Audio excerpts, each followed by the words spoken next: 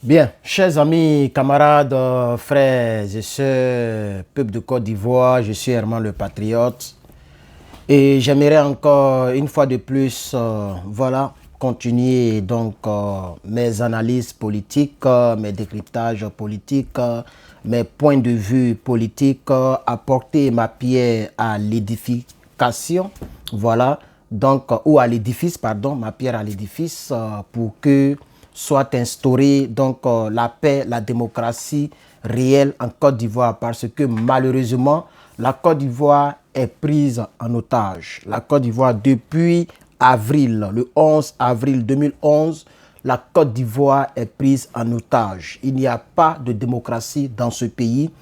Les dirigeants qui ont fait tous leurs efforts, y compris l'utilisation des Kalachnikov, des bombes, des tueries, des rebelles, des obus, des 12-7, aussi des féticheurs, des marabouts, aussi des dozos, des gens ont vraiment pris part d'une manière ou d'une autre, mais vraiment en Côte d'Ivoire des choses qu'on n'avait jamais vues et entendues. On a entendu des bruits qu'on n'avait jamais entendus. On a vu des choses qu'on n'avait jamais vues. Les gens ont brûlé des gens vifs, je vous dis la vérité. Le gars, il est vivant, on met des punaises sur lui, on met l'essence et on brûle. Et vraiment, c'est dans ce migmag-là, dans ce tohu-bohu-là, que le RDR a pris le pouvoir. Voilà, c'est tellement clair, il faut le dire. Et je le dis ici, sans faux fuyant, le RDR est venu au pouvoir par les armes. Et donc, le chef de la rébellion, le premier chef était Ibrahim Koulibaly, qui a été malheureusement tué par le deuxième chef qui a pris l'héritage de cette affaire de chefferie au niveau de la rébellion, M. Guillaume Gbafori Soro, que moi j'appelle le général RG, le général rebelle générationnel, voilà, le général rebelle générationnel. Donc RGR, je vais l'appeler comme ça maintenant, RGR, général rebelle générationnel. Ce monsieur est rentré dans la rébellion, il a donc interposer, ou bien opposer les rebelles entre eux. D'autres ont tué d'autres rebelles pour manger les cœurs, comme l'histoire des Zagazaga. Et pour pouvoir casser la BCAO, comme le premier chef n'était pas d'accord, alors lui, il a formé son clan. Et par là, le MPCI a été créé de l'autre côté pour sa cause, etc., etc. Et le pays a été pris en otage par les armes jusqu'à ce jour d'aujourd'hui. Chers parents, chers frères et sœurs, nous sommes presque en 2025. 2023 est déjà fini. 2024, ça va passer. Vous savez que de nos jours, les années passent. Dieu a multiplié une seconde par 15. Si vous ne le savez pas, moi je l'ai remarqué. C'est-à-dire que tu te réveilles tout de suite. Le temps même, tu vas rentrer dans la douche pour laver ton caleçon là. Pour que ton caleçon soit sec là. Il est 18 h. Je vous dis la vérité. Donc, une seconde d'avant, aujourd'hui, représente donc 15 secondes aujourd'hui. Les années passent vite, le temps file vite. Je ne sais pas si vous avez fait la remarque, nous qui avons vécu un peu avant cette nouvelle génération pressée, cette génération perverse, où les princes sont à terre et les esclaves sont sur les chevaux. Avant ce 21e siècle, je vous assure que nous autres là, qui sommes nés au 20e siècle, oui, parce que c'est ça, 1900, c'est 20e siècle, c'est l'an 2000 qui est 21e siècle. Nous qui sommes nés au 20e siècle, nous savons exactement ce qui s'est passé. Chers parents, la liste électorale, d'après les gens, elle a été révisée. Mais j'ai ici Madame Abiba Touré, ou Maître Abiba Touré, qui a intervenu sur TV5 Monde et qui a donné son point de vue. Je ne vais pas vous faire écouter la vidéo, elle est très longue. Bon, elle n'est pas très longue, mais je n'ai pas envie de faire écouter la vidéo. Je vais aller plus vite aujourd'hui. Lorsqu'ils ont revérifié les dites listes électorales que la commission électorale imposée de Côte d'Ivoire, c'est-à-dire la CEI, puisque c'est comme moi j'appelle les choses par leur nom, ce n'est pas une commission électorale indépendante. Elle est une commission électorale imposée. Cette commission électorale imposée dit qu'elle a revu les listes électorales. Alors, Maître Abiba Touré, avec son cabinet, puisqu'elle est présidente d'une structure qui se charge de pouvoir combattre contre les fraudes électorales en Côte d'Ivoire, Ils ont revérifié les listes et il y a 2 millions sur presque 8 millions. Il y a 2 millions d'inscrits qui ne sont pas inscrits dans les normes. Elle a donné l'exemple que il y a des mères c'est-à-dire il y a des inscrits, qui ont les mêmes mamans. C'est-à-dire il y a une mère, quand on compte les personnes dont elle est mère, ça fait 500. Il y a des mères qui ont 500 enfants. Il y a des pères qui ont 400 enfants dans la liste électorale. Le même papa, hein. C'est-à-dire, parce qu'elles ont regardé la même date de naissance du père, le même nom du père, et il y a 500 personnes qui ont le même père. D'après elle, elle dit que c'est matériellement impossible. Je pense que je peux vous faire écouter, c'est pas mauvais, même si je fais un préenregistrement, on peut vous faire écouter ça. L'ancien président ne reconnaît pas cette condamnation. Et des peuples à écouter des gens faisant tous les recours. En Côte d'Ivoire, les élections locales sont... Écoutez, des gens faisant tous les recours, c'est la moindre des choses. Le président Laurent Gbagbo a été assez clair. Mais c'est-à-dire que... Notre patron vient de le dire, hein, ces recours ont peu de chances d'aboutir. Mais déjà, le seul fait de dire qu'ils ont peu de chances détermine qu'il y a un problème. Détermine qu'il y a un problème. Le problème, est justement, c'est que malheureusement, la CEI agit dans cette affaire comme... finalement une arme politique au service du pouvoir que comme une institution réellement indépendante qui doit dire le droit. Voilà que le président... Vous estimez que la CEI n'est pas indépendante en Côte d'Ivoire? Pourtant, elle l'a prouvé, notamment avec le nettoyage de la liste électorale ces derniers jours. Alors, si vous voulez, pour revenir sur le nettoyage que vous indiquez, vous parlez d'un nettoyage où on a trouvé des mineurs, où on a trouvé des personnes décédées, où là, justement, après un travail intensif, on a pu se rendre compte que près de 2 millions de personnes y sont inscrites de façon irrégulière et frauduleuse, 2 millions de personnes sur près de 8 millions. Tous les éléments vont être mis en ligne de toute manière d'ici ce week-end sur le site de SAFE et les Ivoiriens pourront très clairement voir à quel point la CEI, malheureusement, n'a pas fait le travail de nettoyage que vous indiquez. On a des mères, des femmes par exemple, qui sont les mères de près de 300 électeurs. C'est physiquement impossible. Nous avons des hommes également, des pères, qui sont les pères de 500 électeurs. Voilà. Ce qui est matériellement impossible. Merci, je vais m'arrêter là. C'est pourquoi je dis que la Côte d'Ivoire est prise en otage. Une mère qui a 300 enfants, même si on dit en Côte d'Ivoire, nos frères musulmans Djoula font beaucoup d'enfants, mais c'est matériellement impossible. Un père qui a 500 enfants, il va les élever comment? 500 enfants. Mais quand on regarde sur la liste, les gens, c'est comme ça, ils ont multiplié jusqu'à 2 millions d'électeurs qui font partie des 8 millions, mais qui sont bizarres, qui ont le même père, la même mère. C'est-à-dire ils ont changé seulement le nom des personnes. Donc il y a des fantômes sur la liste électorale. Elle a même dit, non seulement il y a toujours des mineurs, il y a toujours des décédés, mais pire, et ça sera mis sur le site dont elle a parlé. Ils vont mettre ça pour que tous les Côte d'Ivoiriens aillent pour voir. Pour que tous les citoyens de Côte d'Ivoire aillent pour voir. Et ça sera toujours comme ça. Ça sera toujours comme ça, chers parents. Mais j'ai envie d'aborder le sujet concernant le thème de la vidéo. Parce que j'ai lancé ce préenregistrement concernant le coup dont a parlé le président Laurent Gbagbo. Il ne donnera plus de coups. Mais est-ce qu'il a parlé de moi? Il a parlé de vous. Puisque là, on lui pose la question, la bonne dame, de savoir si sa réclamation a été rejetée, qu'est-ce que vous allez faire? Ils ont dit, on va toujours se plaindre. C'est fini, la Côte d'Ivoire entre les mains de Dramane. Parce que M. Dramane Ouattara ou le RDR ne connaissent pas ce qu'on appelle grève, plainte, et ils ont tout mis en œuvre, de sorte que c'est lui qui sort, on va le basculer, on va le bastonner. Les gens ne peuvent pas sortir, chers parents. C'est ça. Voici la grenade dans laquelle Soro Guillaume nous a mis, dans laquelle les rebelles nous ont mis, dans laquelle les hommes du Nord nous ont mis, les frères du Nord, les Djoula du Nord, qui ont majoritairement pris les armes pour faire cette rébellion, pour que ces gens-là soient au pouvoir. Voici dans quoi vous nous avez mis. D'après Maître Abiba elle-même, elle dit la CEI se comporte comme étant un militant du RDR. Elle a dit ça, je n'ai pas envie de faire trop écouter les choses. Elle se comporte comme étant un militant du RDR. La commission électorale indépendante n'est plus indépendante, elle est imposante. Elle est imposée au peuple de Côte d'Ivoire. Donc si on vous dit qu'il y a 8 millions de personnes sur la liste, il y a à peu près 2 ou 3 millions de personnes fictives qui n'existent pas physiquement. On prend. Parce que c'est les manipulations qu'ils font. C'est l'ordinateur. Ils ont des choses. C'est eux qui mettent la liste à jour. C'est un fichier, c'est comme fichier Excel où on met à jour. Donc qu'est-ce qu'ils font? Parce qu'il faut que le père soit vivant. C'est comme ça que les gens ont su qu'il y avait des fantômes sur la liste et ils ont dénoncé. Parce que quand on regarde les noms des pères, des mères ou des individus, on constate que ces noms-là ne viennent pas de la Côte d'Ivoire. On constate que ce sont les étrangers qui sont sur la liste. Donc qu'est-ce qu'ils ont fait? Ils ont enlevé ces étrangers-là et ils ont pris les personnes Djoula qui sont physiquement vivants. Les pères et les mères.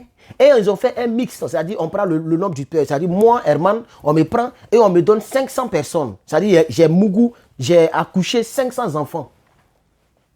J'ai accouché 500 enfants. Et comme je suis vivant, et ces enfants sont vivants, donc ces enfants sont Côte d'Ivoiriens, ces enfants peuvent voter. Vous voyez? Donc voici comment ils ont couvert le problème des étrangers qui étaient sur la liste. Ils ont pris les noms des étrangers qui sont vivants et on les a attribués à des pères qui sont vivants, mais à un grand nombre. Je vous dis qu'on est dans un engrenage, on est dans un sérieux problème en Côte d'Ivoire. Ce n'est pas du jeu. C'est pas du jeu. J'espère que vous avez bien entendu la partie. Je vais recommencer, s'il vous plaît. Je vais recommencer la partie. Écoutez très bien, s'il vous plaît. Écoutez très bien. On peut se rendre compte que près de 2 millions de personnes y sont inscrites de façon irrégulière et frauduleuse. 2 millions de personnes sur près de 8 millions. Tous les éléments vont être mis en ligne de toute manière d'ici ce week-end sur le site de Safe. Et les Ivoiriens pourront très clairement voir à quel point la CEI, malheureusement, n'a pas fait le travail de nettoyage que vous indiquez. On a des mères, des femmes par exemple, qui sont les mères de près de 300 électeurs. C'est physiquement impossible. Nous avons des hommes également, des pères, qui sont les pères de 500 électeurs, ce qui est matériellement impossible. Voilà ce que l'on retrouve dans cette liste électorale qui est censée avoir été nettoyée. Alors rappelons que la radiation de Laurent Gbagbo est due à sa condamnation par la justice ivoirienne, c'est en janvier 2010. Vous voyez?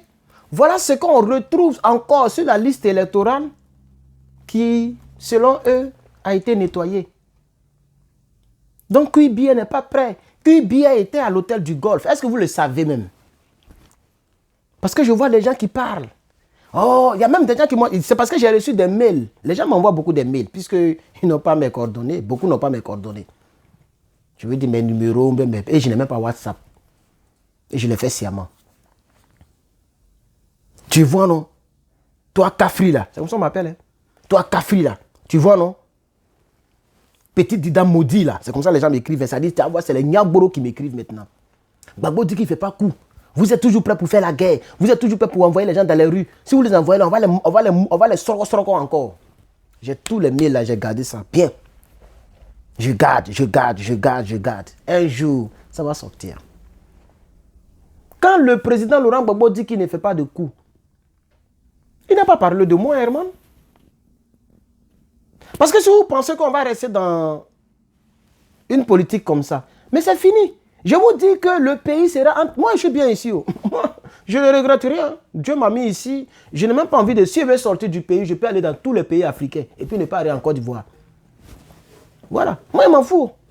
Je peux me promener partout et puis ne pas rentrer dans Côte d'Ivoire. Là.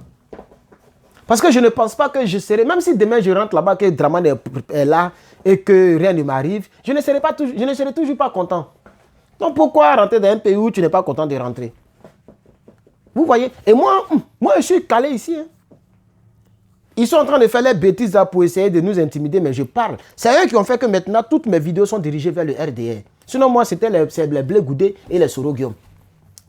Mais si vous avez remarqué, depuis cette semaine-là et la semaine dernière, je suis en train d'aller maintenant vers le RDR. C'est eux qui ont fait parce qu'ils pensent qu'ils vont nous menacer et puis on va s'arrêter.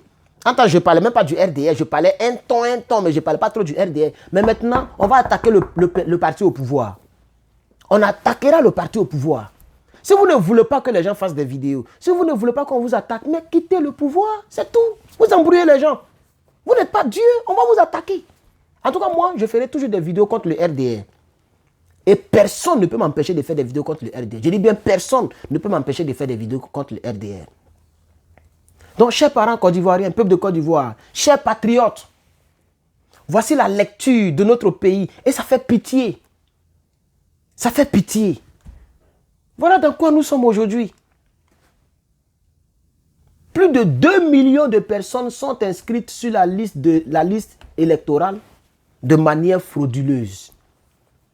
C'est clair. Donc, ils ont déjà 2 millions de voix sur les 8 millions sur lesquels les gens vont compétir. Ça, c'est le premier point. Le deuxième point, ils ont enlevé le Goliath politique, et pas le Goliath, pardon, le David politique de Côte d'Ivoire, M. Gbagbo Laurent. Ça, c'est 2. 2024 est clair. C'est des calculs. Les gens font des réunions toujours pour réfléchir comment faire pour passer en force en 2025. Même si les tractations deviennent un peu serrées sur eux, qu'ils acceptent M. Gbagbo Laurent, ils vont tricher encore. Vous allez voir. Et ils vont dire non que c'est eux qui font. C'est à cause de tout ça on les a enlevés sur la liste. Parce que le journaliste a posé la question. Je vais vous faire écouter la partie. Le journaliste dit, et je cite, tout à l'heure je vais vous faire écouter, je cite, il dit, et si, pour pouvoir, donc, comme il a parlé de pacification, qu'il ne fait plus de coups, s'il ne veut plus faire des coups, et qu'il veut que le pays soit pacifié, s'il acceptait la décision de la CEI et que son nom soit retiré pour que le pays soit en paix, qu'est-ce que vous en dites? Mais la dame a donné une réponse. Elle dit, mais non. Donc, pour qu'un pays soit en paix, on doit hypothéquer les droits d'un citoyen. Pour qu'un pays soit en paix. On va écouter la partie là. Avec lui pour laisser aux jeunes générations. Il a agi comme un militant du RHDP, pratiquement, voulant rendre service. Mais ce qui suit... Qui donne les coups, selon vous? Mais concrètement, là, ce qu'on voit, c'est que le coup est porté par la CEI, alors qu'elle n'a pas le porté. Donc c'est pour ça que je vous indique depuis tout à l'heure que la CEI a agi comme un militant du RHDP, pratiquement, voulant rendre service ou donnant l'impression de vouloir rendre service à un parti. Laurent Gbagbo a également incité l'ex-président Henri Konan Bédié et l'actuel chef de l'État Alassane Ouattara à, je cite, œuvrer de concert avec lui pour laisser aux jeunes générations une Côte d'Ivoire pacifiée. Ne pensez-vous pas que la pacification dont parle aujourd'hui Laurent Gbagbo pourrait advenir si le chef du PPACI était clair sur ses ambitions politiques et qu'il renonçait notamment à ses ambitions politiques? Donc, ce que vous êtes en train de me dire, c'est que pour qu'on pacifie un pays, il faudrait qu'on renonce... Non, c'est une question que je vous pose. Non, mais la question est assez intéressante. Elle est intéressante. Le droit de vote est ouvert à tout citoyen. C'est clair. Pour qu'on puisse avoir une pacification, donc un citoyen doit renoncer à ses droits. Il a raison, mais il doit renoncer pour qu'il y ait la paix. C'est la même réflexion que le RDA a menée. On ne veut pas quitter le pouvoir, on va faire forcer un 3e mandat pour qu'il y ait la paix. Parce que si on quitte, ils vont se venger.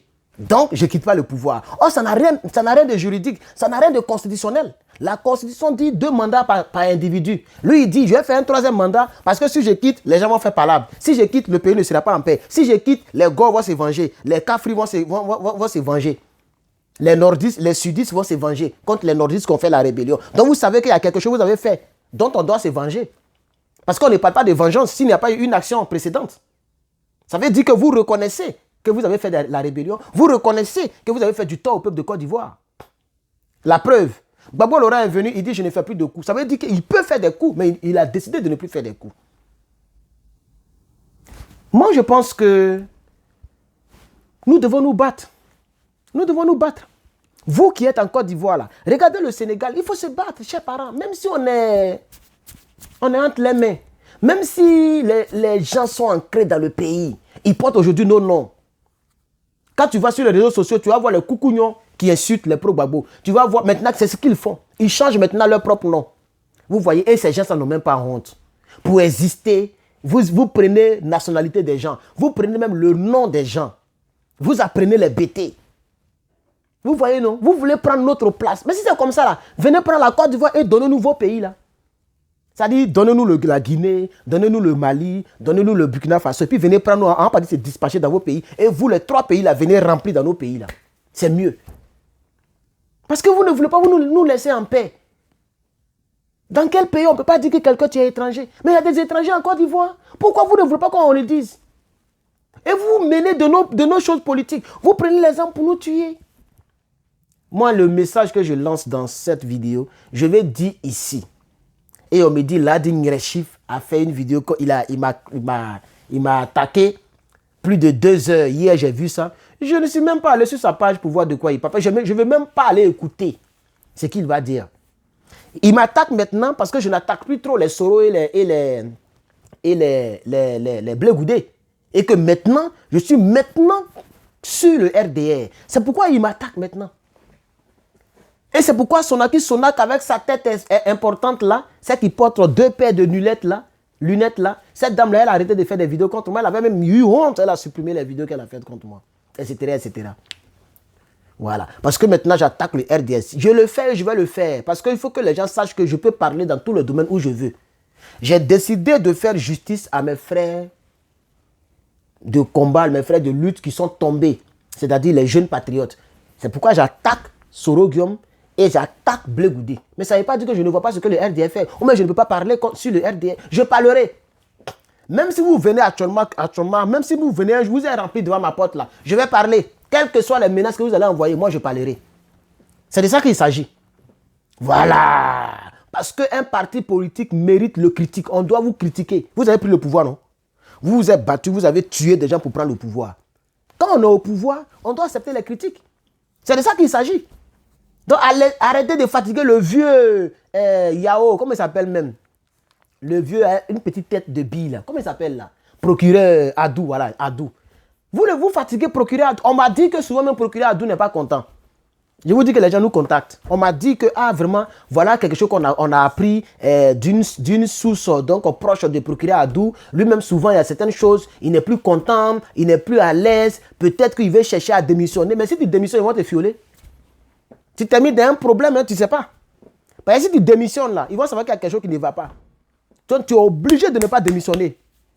Parce qu'on nous a dit, que ça soit vrai ou faux, moi, je viens dire ce qu'on m'a dit. On m'a dit que vous cherchez à démissionner, monsieur procureur Adou. Vous n'êtes pas trop content de la manière dont les gens vous utilisent pour pouvoir donc se mettre à dos une quelconque loi, une quelconque, je ne sais pas, procuration, procureur de la République. Maintenant, vous voyez que la tâche est lourde, mais c'est déjà trop tard. Parce que vous avez déjà fait des choses, dit des choses que les Côte d'Ivoiriens ont consignées. Un jour, ça va sortir. J'espère que dès que Dramane n'est plus au pouvoir, tu n'es plus procureur. Tu n'es plus procureur. Hein. Ça, c'est la vérité. Donc, c'est ça que je veux. C'est un peu ce que je voulais dire, chers parents. Vraiment, merci beaucoup d'avoir regardé cette petite vidéo, ce petit préenregistrement. Je suis Herman le Patriote. Et je voudrais vous dire que, voilà, dans quoi nous sommes. Voilà, il y a encore 2 millions de personnes sur la liste électorale qui sont là de manière frauduleuse.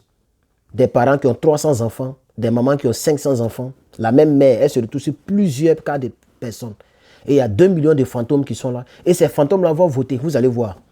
Ils vont voter. Donc, dès qu'on lance les élections présidentielles, Dramane Ouattara a déjà 2 millions de voix. Et s'ils ont réussi à vraiment maintenir Gbagbo Laurent hors de la liste, ils ont gagné les élections. Parce que les autres ne pèsent pas. C'est dans ça que nous sommes. Le président Laurent Gbagbo est fatigué. Il dit donne plus de coups. Et il a raison. Toute sa vie, il s'est battu pour ce peuple. Ce peuple aussi s'est battu en 2011. Et les gens l'ont emporté parce que la France était derrière aussi. La France a soutenu la rébellion. L'Union européenne a soutenu la rébellion. Même l'Union africaine a soutenu la rébellion. Plusieurs pays africains ont soutenu la rébellion. Plusieurs présidents africains ont soutenu la rébellion. Et notre pays est en train de nous échapper. Moi, je fais ma part. Vous qui êtes là-bas, faites aussi votre part. Faites aussi votre part. Donc, on va rester comme ça. Donc, moi, je pose la question. Et c'est avec cette question que je vais terminer. Donc, nous allons rester comme ça, les bras ballants. Et puis, le pays va rester comme ça. Ils vont faire des routes biodégradables. Des ponts en un point fini. Dans quel pays, c'est toujours le même projet qu'on suit. Toujours, c'est les mêmes ponts qu'on construit. Pendant que les gens ont faim, les gens perdent la Méditerranée. Les gens se suicident, ça se tue. Même aujourd'hui encore, j'ai vu un truc là, que j'ai partagé. J'ai vu un truc là encore, un monsieur qui a tué sa concubine et qui a pris la fuite. Je ne sais même pas si j'ai partagé. Est-ce que j'ai partagé? On dirait que j'ai pas. Maintenant, je partage. Quand je vois ce genre de choses-là, je partage. Je vais parler de ça un peu seulement. Pour vous dire que la Côte d'Ivoire est devenue autre chose. Les gens souffrent tellement que les crimes se multiplient en Côte d'Ivoire. Je ne sais pas si j'ai partagé. Je vais voir si j'ai partagé. Je n'ai même pas partagé. Je ne pense pas. Je n'ai pas partagé. Je n'ai pas partagé. Oui, malheureusement, je n'ai pas partagé. Ça s'est passé hier. Je pense pas que hier. Une jeune petite fille. Elle est baoulée. Et le monsieur s'appelle quelque chose Didier. J'ai retenu un peu le nom là. Elle s'appelle Conan quelque chose. Et le monsieur s'appelle Didier. Il a tué la fille et puis il a pris la fuite. Et les voisins ne connaissent pas, ils n'ont jamais connu les parents de la fille et les parents du jeune. Puisqu'ils étaient en concubinage. C'est-à-dire deux copains, copines, ils se sont aimés, ils se sont mis dans une maison, ils sont en train de vivre ensemble. Sans voir les parents, sans faire tout. Et c'est comme ça que les gens vivent de manière bizarre. Et il y a des tueries tous les jours. Parce que les gens souffrent.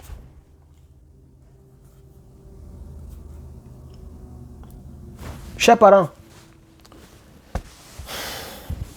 je suis triste pour mon pays. Moi, je vais vous parler franchement. Hein. Je suis très triste pour la Côte d'Ivoire. Ça me fait mal. Ça me fait mal que pour une politique comme ci, comme ça, voilà dans quoi nous sommes. Des personnes assoiffées d'argent, les soroguiums, voilà dans quoi ils nous ont mis. Voici dans quoi nous sommes. Regardez aujourd'hui dans quoi nous sommes. Nos frères du Nord, vous-même regardez dans quoi nous sommes. Bon, comme c'est un nordiste, après vous, c'est un nordiste qui est au pouvoir, mais c'est un musulman qui est au pouvoir. Donc vous, ça ne vous dit pas grand-chose. Mais nous sommes en paix. Parce que la fiole, il va vouloir prendre le pays aussi. Il va vouloir diriger. Le petit frère de Dramane Ouattara, il va vouloir devenir président. On est parti encore pour plusieurs années d'otages. Voilà. Et ici, sur le gars court qui est assis à l'Assemblée nationale, qui est multimilliardaire. Vous savez qu'en Afrique, c'est l'argent qui parle. Lui aussi va vouloir un jour. Il est arrivé à la. Où Soro est arrivé, c'est là-bas il est arrivé. Soro n'a pas dépassé le cap de l'Assemblée nationale. Lui, il est assis là-bas. Et il est toujours au RDR. Il peut devenir aussi présidentiable. Hein? Big Togo.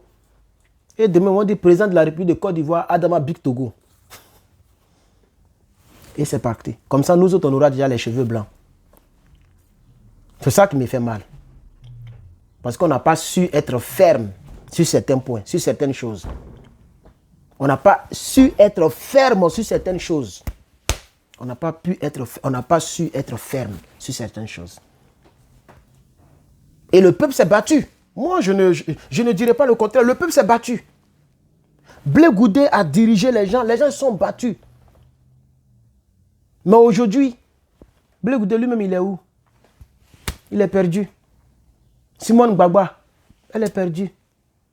Beaucoup de concitoyens ivoiriens, citoyens côte d'ivoiriens, les citoyens de la Côte d'Ivoire, ces personnes-là aujourd'hui sont perdues.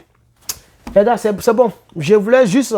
le but de cette vidéo, c'était juste pour vous dire qu'il y a plus de 2 millions de personnes sur la liste électorale qui sont élues de manière frauduleuse. Et aussi, concernant le coût, le président Laurent Gbagbo dit qu'il ne donne plus les coups.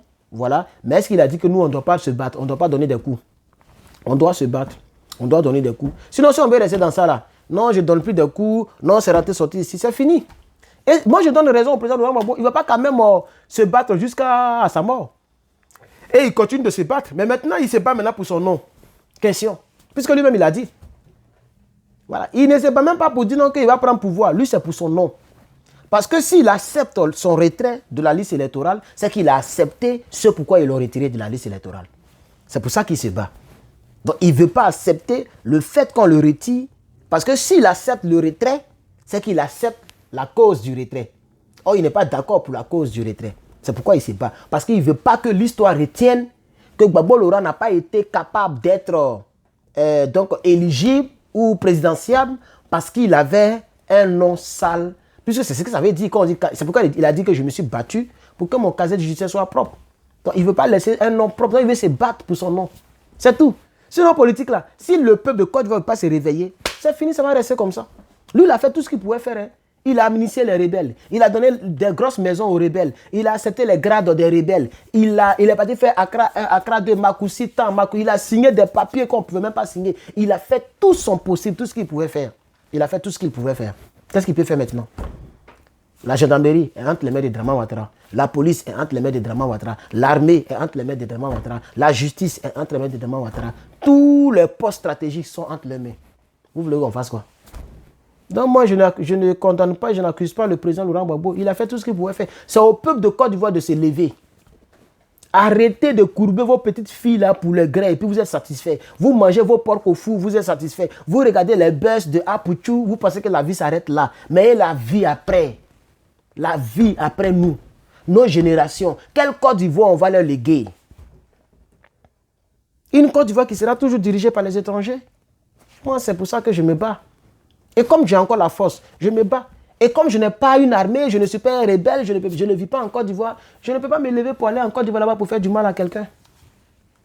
Voilà, je ne peux pas aller là-bas pour dire que je vais essayer de faire telle chose. Non, je ne peux que faire des vidéos. Et c'est ces vidéos que je fais. C'est ces vidéos que je fais parce que je ne peux que faire des vidéos. C'est là que ma force et mon pouvoir arrivent. Et c'est ça qu'on ne peut pas m'empêcher de faire mes vidéos parce que c'est mon téléphone, c'est ma connexion Internet, c'est ma chaîne YouTube. Donc je fais ma vidéo. Et tout ce que je dis, c'est la vérité. Ça peut blesser, mais c'est la vérité. Personne ne peut me pousser pour diffamation. Parce que le RDR est venu au pouvoir par les armes. Ça, ce n'est pas une diffamation, c'est une réalité. Soro Guillaume a été le chef rebelle. Ce n'est pas une diffamation, c'est une réalité. Blé Goudé a trahi les patriotes. Ce n'est pas une diffamation, c'est une réalité. Et c'est mon combat qui est là. Je combats pour que notre pays revienne entre nos mains et pour que les jeunes patriotes ne soient pas morts en vain. Donc je suis dans mon combat. Que Dieu bénisse les personnes, mon peuple.